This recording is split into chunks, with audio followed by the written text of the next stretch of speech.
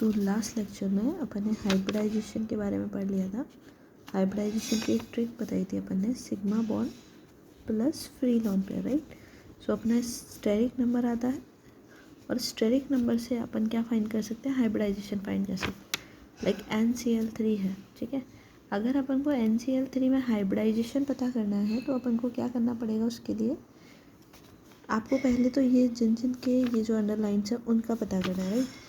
सो आपको पहले ये देखना पड़ेगा ये एटम के पास वैलेंस शेल इलेक्ट्रॉन्स कितने होते हैं, ठीक है।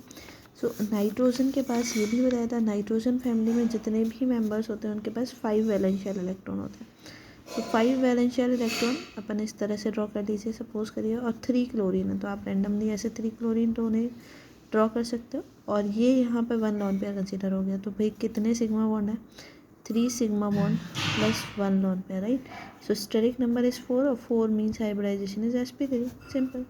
एक PCl3 नाइट्रोजन की फैमिली में ही फॉस्फोरस आता है, दैट मीन आपके पास यहाँ पे फॉस्फोरस के पास भी कितने रहेंगे,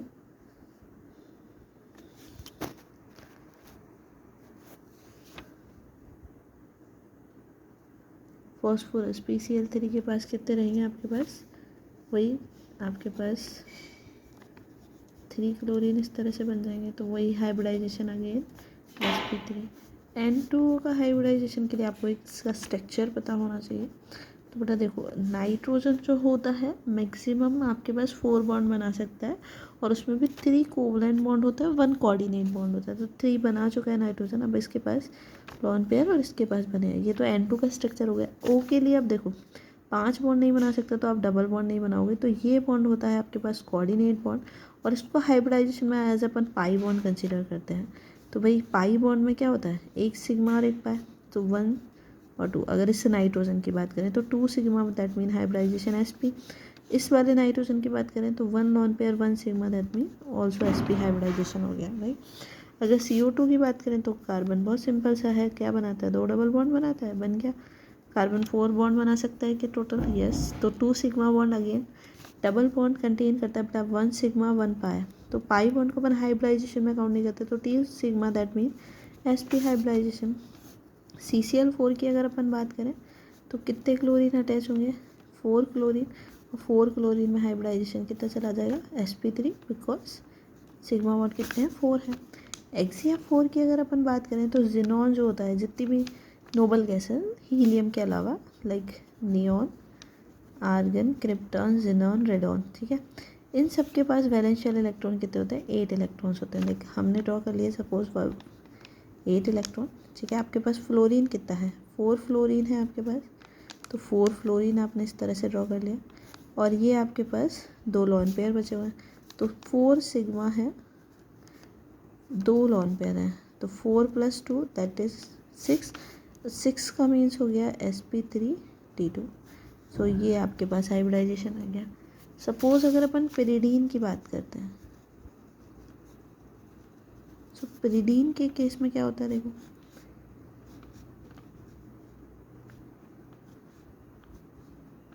इस तरह से है। अब ये जो लॉन पेयर होते हैं वो रेजोनेंस में पार्टिसिपेट नहीं करते हैं, तो भाई again 1 sigma 2 sigma and 3 sigma, 1 2 sigma plus 1 lone pair, 2 sigma plus 1 lone pair, that mean steric number is 3, then hybridization is sp2। But अगर अपन पायरोल की बात करते हैं